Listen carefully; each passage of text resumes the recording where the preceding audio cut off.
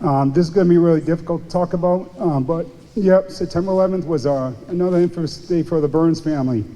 In the afternoon or the day, I was watching my son's soccer game.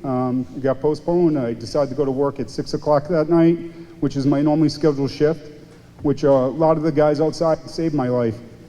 So September 11th, I went to work at 6. Ate dinner, I was non-symptomatic, I had no chest pain, no difficulty breathing, no lightheadedness, everything a paramedic looks for someone that's going to have immediate heart attack. I went on a call, I went down to this resident's house that had flooding in the basement. I had a suit on, I went halfway down the basement stairs. If I collapsed on the stairs, I would have drowned because I would have aspirated water and I would have definitely not have made it because the family didn't find me for minutes later.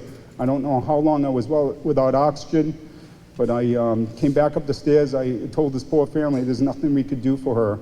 We had to notify electrical light to pull the meter on outside the building. I immediately went outside. I don't remember what happened. I collapsed. I struck the back of my head. I have a good-sized dent there, but that was the least of my problems. The two guys that were with me, one was a really aggressive paramedic, squared away. Another was an older lieutenant, and I loved to death both of them.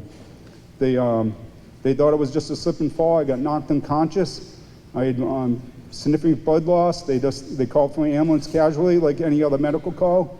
And when they started evaluating, they realized I didn't have a pulse and wasn't breathing. So at that point in time, they ramped everything up with the two guys on scene. The guys came from home, didn't know who it was, to try to save somebody's life. They applied the AED. They shocked me once, and the police officer was on scene. They did chest compressions. Thankfully, they didn't break any ribs. If I had that Lucas device on there, I probably was certain broken a couple ribs, but when they shocked me, they got me back into a survivable rhythm, and all the stars aligned. Nothing short of a miracle. I have no neurological and no heart deficits. I don't remember anything from collapsing Monday night until they got me out of conscious sedation on Thursday. I fought those paramedics tooth and nail. They did everything. They did everything right because I'm alive and well. They immediately shipped me down to Rhode Island Hospital, and I just coined the phrase that I'm on a Happy Meal meds in the morning, and I have 2 stents, which are 2 little pieces of metal inside your heart to keep your arteries open.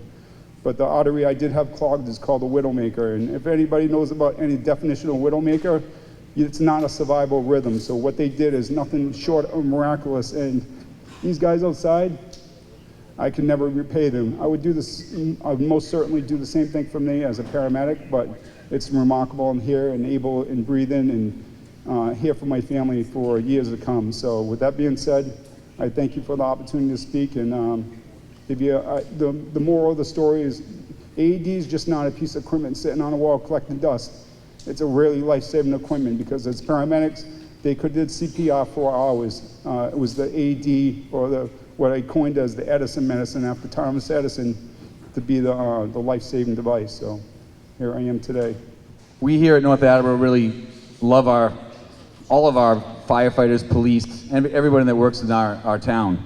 And when we heard the story, and then he reached out to us and wanted to be part of this event, we decided to dedicate this year's event in the name of Richard Burns. In honor of Richard Burns, a symbol of courage, dedication, and with gratitude for his service, inspiring us all. Donations are submitted in your name for this year's event.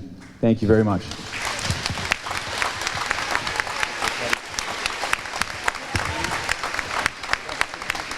If we can have the family come on up for a quick picture.